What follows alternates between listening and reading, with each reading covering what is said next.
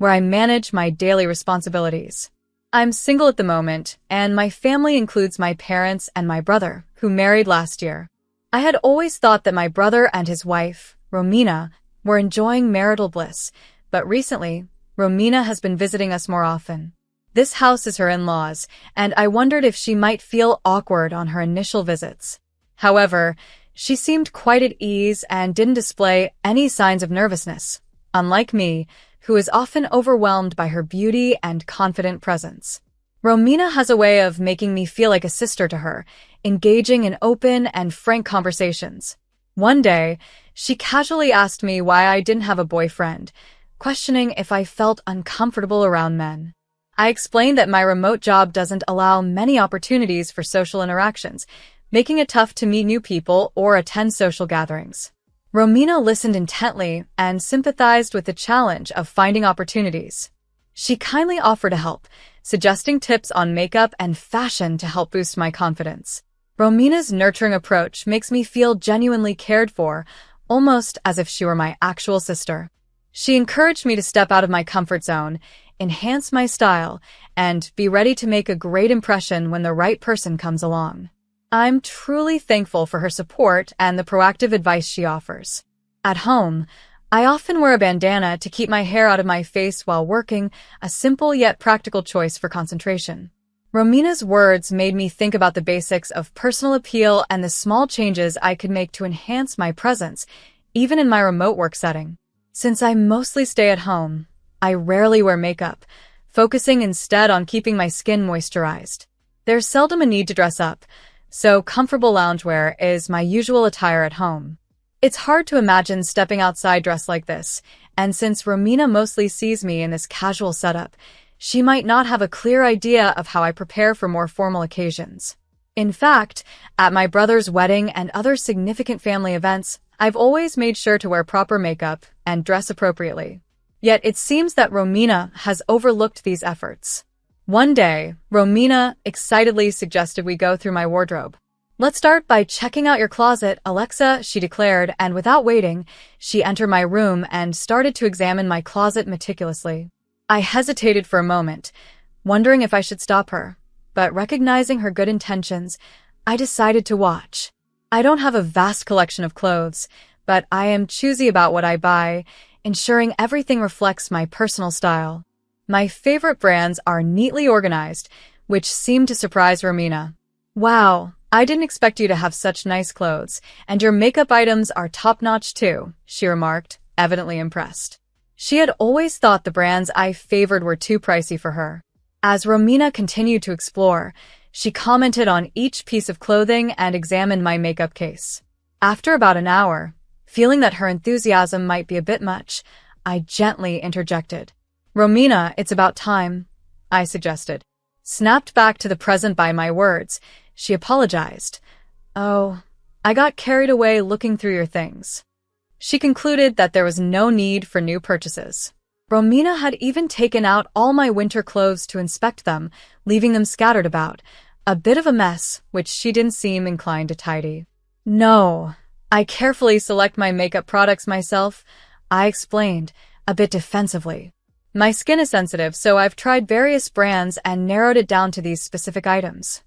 Romina looked surprised and mentioned, "With such high-quality makeup at your disposal, it seems you don't often go out and thus don't use it much, do you?" I nodded, admitting, "Yes, honestly, I hardly ever wear makeup unless there's a special occasion. I only apply it when absolutely necessary." As I replied that I only wear makeup when absolutely necessary, Romina seemed dissatisfied. She assertively declared, "That won't do. Next time I see you, I'll teach you some makeup techniques."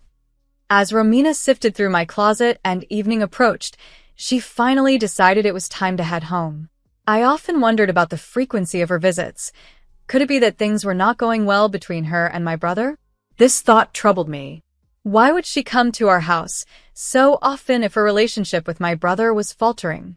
I couldn't quite pin down Romina's motives and found myself puzzled.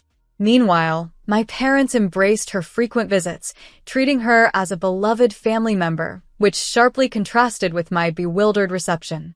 "Isn't it nice for Alexa to have a big sister?" We're looking forward to Romina giving you makeup lessons next time, they remarked joyfully. They added a note of caution, but it's not good for Alexa to rely too much on Romina. I nodded in agreement, harboring mixed feelings internally. Truth be told, I had never actively sought makeup advice from Romina. My life is incredibly busy, and prioritizing romance or extensive beauty routines isn't feasible.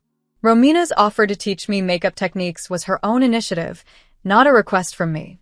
From past experiences, I often find myself caught up in Romina's whirlwind of spontaneous ideas.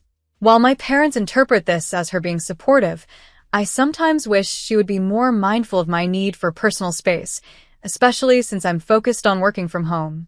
Yet, I find it hard to outright reject her suggestions because they are well-intentioned, and discussing this with my parents, who are very welcoming of her, feels daunting. With these heavy thoughts, I returned to my room and began reorganizing the winter clothes that Romina had left scattered around. As I folded and stored each item, a sudden concern struck me. My favorite sweater was missing. Wait, where's my favorite sweater? I muttered to myself, a sense of annoyance creeping in. I had no recollection of ever discarding that sweater, and its absence now felt strangely significant amidst the day's chaotic reflections. Whenever I update my wardrobe by purchasing new clothes, I make it a point to responsibly part with the ones I no longer need. This way, I maintain a clear inventory of my closet contents. I distinctly remembered not having disposed of my favorite winter garment, a piece I had bought just last year and which still looked almost new. I had diligently stored it, knowing exactly where each item belonged. The last time my closet had been accessed was earlier today when Romina was rummaging through my room. During her visit, I stepped out to the living room to ask my parents to prepare some warm tea and snacks for her, leaving her alone in my room for a brief period. I noticed she had brought her bag into my room, which might explain her ability to conceal anything unobserved. However, outright accusing Romina of theft seemed premature and potentially unbelievable without concrete proof, despite my suspicions. Feeling somewhat powerless, but determined not to be victimized again, I resolved to take preventive measures. A month after the incident, anticipating Romina's next visit, I invested in a discreet security camera. True to form, Romina dropped by and enthusiastically announced she was conducting a makeup class. She dived into my closet, handling my beloved makeup tools, and soon had me seated on the carpet for a lesson with her own cosmetics collection. As I had no plans to leave the house that day, I went to wash off the makeup shortly after she finished. During this time, Romina packed up, saying she was ready to leave. I called out to her, "I've prepared some tea and snacks in the living room. Please have some before you go," ensuring she actually left before I moved to my computer. This precaution was because of the new camera I had hidden in the room to prevent further intrusions or losses. Upon reviewing the camera footage, my heart sank as I watched Romina discreetly place several makeup items, including some rarely used nail polishes, into her bag. It seemed she thought these small thefts would go unnoticed. Disheartened and in disbelief, I transferred the footage to my smartphone for safekeeping and future evidence. I then went to the living room to discuss what had transpired with my family. Coincidentally, my brother was there, and as soon as he saw me, he approached with a concerned expression. Alexa, it's been a while. I heard you got a makeup lesson from Romina today. Please stop relying on her. You're the reason she feels compelled to come here," he remarked. His comment took me by surprise, and I responded, "What? I don't recall ever asking Romina for help." His misunderstanding of the situation added another layer of frustration to an already troubling day. The revelation of stolen makeup items left me seething with anger, but the situation only intensified when my brother implied that I had been the one inviting Romina over repeatedly. "Bro, I never asked Romina to come here. The makeup lesson was entirely her idea," I countered. But he sharply retorted, "What are you talking about? Romina has been trying hard to help you get yourself together, because you're a mess." "Me a mess?" I was baffled, and stood there in disbelief. Then, with a dismissive snort, my brother added, "I heard from our parents that all you do is play on your computer at home every day. Romina is worried about you. She told me your closet is full of expensive clothes and you have plenty of good makeup. Where do you get so much money? You must be siphoning off our parents. We can't let you handle things anymore. That's why we're taking over the household. This accusation struck me like a bolt of lightning. My brother had concluded that I was a shut-in, a NEET, not in education, employment, or training, based solely on my at-home computer use. But that wasn't the truth at all. I earn a steady income through my remote work, and my lifestyle doesn't imply a lack of societal participation. I had always believed my parents understood and supported my situation. When my parents returned home, I wasted no time addressing the issue. I relayed my brother's harsh words to them, hoping they would help calm him down. Yet, their response was not immediate, and they seemed deeply troubled, humming and hawing as if pondering something urgent. I pressed them for clarity. Aiden says he's going to live here, but are you really okay with that, Dad and Mom? Dad quietly responded, well, if Aiden wants to live here, I see no reason to object. Mom seemed to agree, adding, indeed, Romina is a wonderful person, and it might be fun for all of us to live together in this house. Hearing this, I was dumbstruck. At that moment, Aiden, standing behind me with a triumphant look, raised his voice. Unlike you, a NEET who just stays at home, I actually earn money and have a wife. Nobody needs someone like you here. I immediately retorted, I am not a NEET. I work from home. But Aiden continued dismissively. Oh, work from home? That's what pathetic people who have dropped out of society do. It's not much different from being a NEET. His words cut deep, and I was pained by the growing rift within our family. His misunderstanding of remote work was evident. Nowadays, many companies endorse remote work, and plenty of people are gainfully employed and earning a living from it. The misperceptions and unfounded accusations made the familial tension even more difficult to bear. Though I am not employed by a traditional company, this doesn't lessen my worth. Yet, facing disdain from my brother, who dismissively labels me a NEET, is distressing. All right, the NEET who works from home, pack your stuff and leave, he commanded. At this moment, both our parents alternated their glances between Aiden and me, uttering phrases like, what to do, and expressing their hesitance to intervene. It was a truly disheartening scene.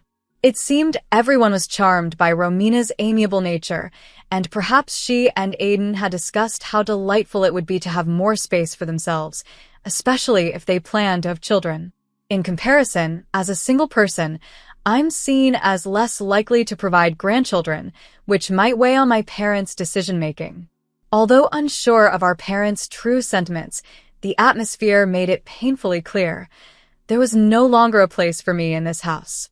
Yet, I maintained composure, and no tears were shed. Understanding my precarious position, I declared, understood. I'll take the furniture and appliances with me. This surprised Aiden and Romina. How did a NEET like you afford furniture and appliances? Aiden asked incredulously.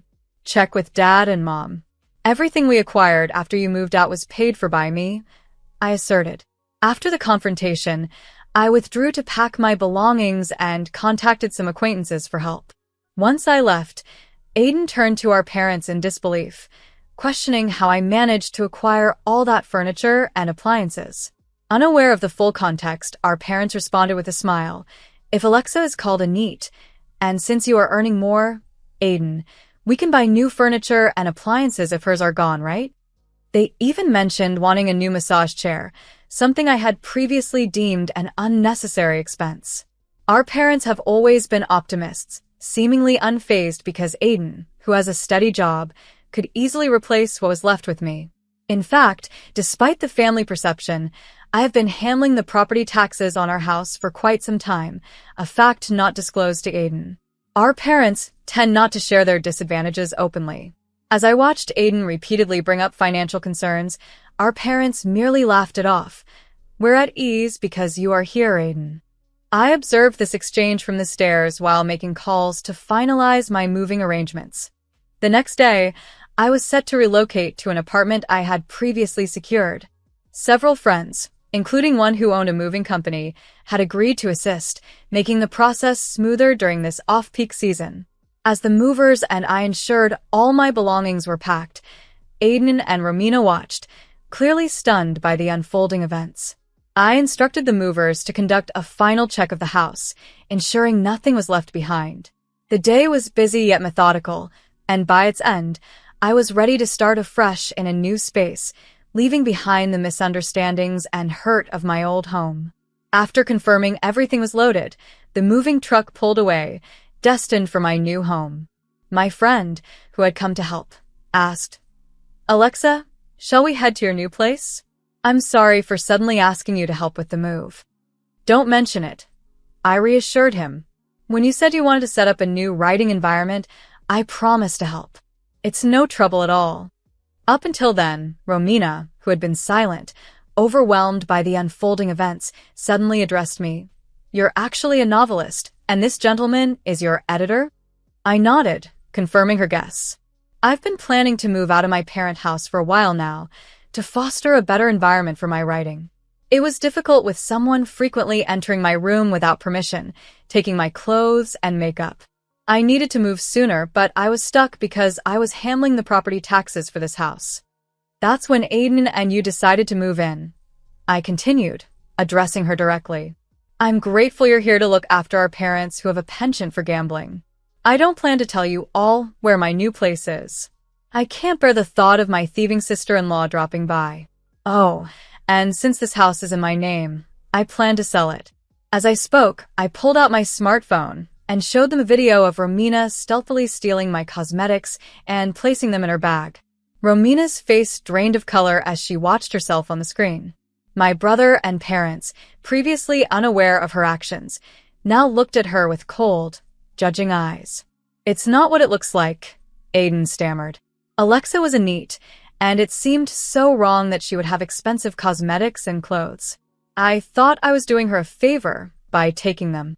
Despite his excuses, the fact remained clear. Romina had stolen from me, and now everyone knew she was a thief. I shrugged and said, "Well, this is a good moment to cut ties with everyone." I then got into the car driven by my editor. Just before we left the driveway, I could see Aiden and Romina arguing with our parents. If they started fighting in front of the house, the neighbors would surely notice. To ensure I wouldn't be dragged back into their drama, I blocked all their numbers on my smartphone. Months later, during a book signing event, a thin and worn-looking Romina appeared, still wearing the clothes and nail polish she had taken from me. "I'm sorry, I need help," she pleaded. I replied firmly, "I'm sorry, but I don't know someone like you." Without taking back the items, I walked away.